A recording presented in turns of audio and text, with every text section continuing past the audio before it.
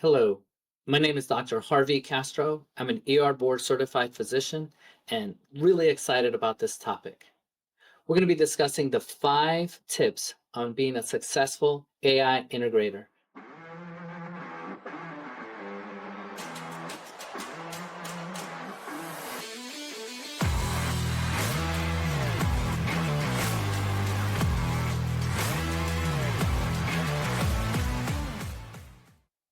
Do you have questions when it comes to how do I integrate AI into my healthcare system or my business?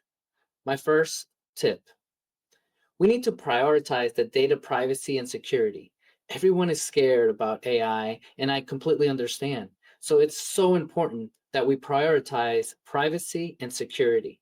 If you're in the United States, obviously in healthcare, it's HIPAA. In Europe, we're talking about the GDPR, making sure that we're encrypting our information. We are making sure that all our guardrails are there for that. The second tip: we need to address the biases and the fairness of the actual AI algorithm, making sure that that current data set truly reflects your population. Case in point, if I am a doctor in Texas and I'm using data from Argentina, it may not apply.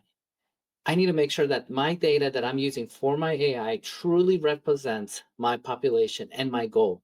If the data set is set for something that is not for what I'm trying to use, it's not going to work. The third example: we need to make sure that AI has a transparency and explainability. What does that mean? We want to unbox that black box warning, that black box where we don't know what it's doing. We want to make sure that we're very transparent. This is how we got the data. This is how we got from point A to B. Simple example: when you ask AI, how did you get to that conclusion? And it shows you the references. Now you're understanding and you're trusting it because it's transparent and it's explaining it.